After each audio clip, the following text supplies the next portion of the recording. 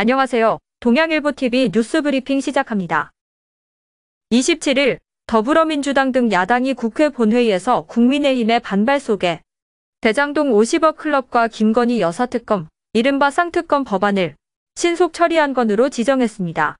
이에 반발한 국민의힘은 반대 토론 뒤 본회의장을 퇴장, 표결에 불참했는데요. 무기명 수기 투표 결과 50억 클럽 특검 법안은 183명이 표결에 참여해 찬성 183명으로 김 여사 특검 법안은 183명이 표결에 참여해 찬성 182명, 반대 1명으로 각각 안건이 통과됐습니다.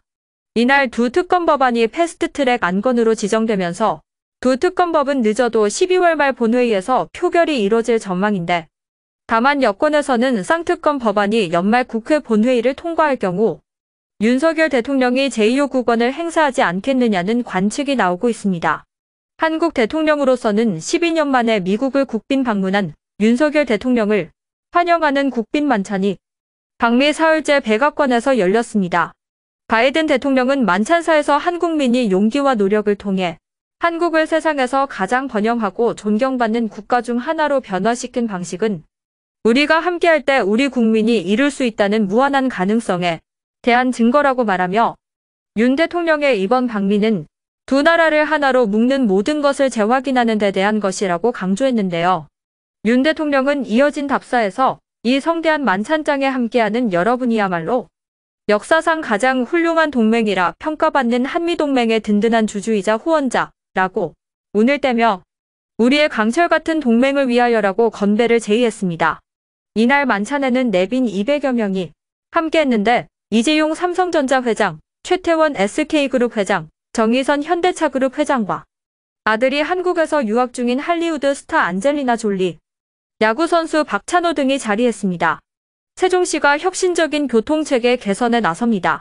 27일 최민호 세종시장은 언론 브리핑을 통해 버스요금 무료화, 신규 노선 개설, 운영체계 개선 등을 골자로 하는 대중교통 혁신 로드맵을 발표했는데요. 2025년부터 시행하는 버스 무료화는 시민들이 지급한 버스요금을 지역화폐 여민전으로 환급하는 방식으로 추진됩니다.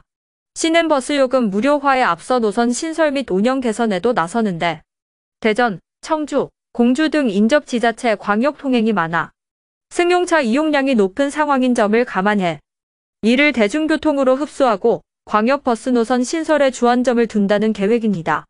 이를 위해 광역버스인 M버스를 포함한 대전 3개 노선, 청주 1개 노선, 세종에서 공주로 이어지는 BRT 1개 노선을 신설할 예정인데요.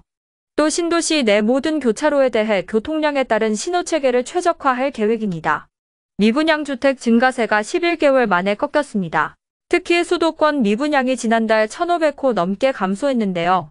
반면 미분양 물량 자체는 72,000호로 여전히 20년 장기 평균 62,000호를 훌쩍 뛰어넘는 수준입니다. 서울 미분양은 2,099가구에서 1,084가구로 한 달 새 48.4% 감소했는데요. 2월에 미분양으로 신고됐던 강동구 둔촌주공 재건축 아파트, 성북구 장위자 이레디언트와 경기 지역 일부 미분양이 해소된 영향입니다. 여기에 분양시장 침체로 분양 물량 자체가 줄었는데요. 지난달 수도권 분양은 6,648호로 작년 같은 기간보다 50.8% 감소했고, 전국 분양 물량은 36.9% 줄었습니다. 전체 미분양 중 지방이 차지하는 비중은 85%로 높아졌는데요. 대구의 미분양 물량이 13,199호로 전체의 18%를 차지하며 가장 많았고, 경북 9,016호, 충남 8,036호가 뒤를 이었습니다.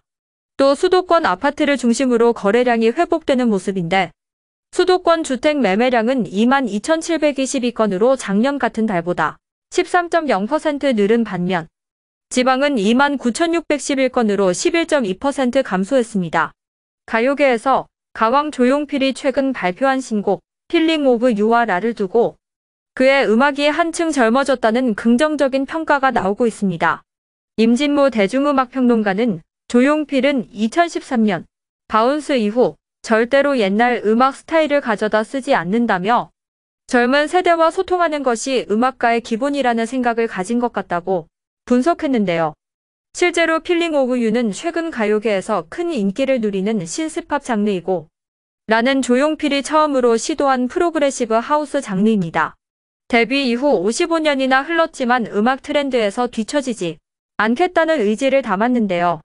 조용필은 다음 달 13일 서울 잠실 종합운동장 올림픽 주경기장과 27일 대구 스타디움 주경기장에서 단독 콘서트로 팬들을 만나는데 이 자리에서 신곡을 처음으로 라이브로 들려줄 전망입니다.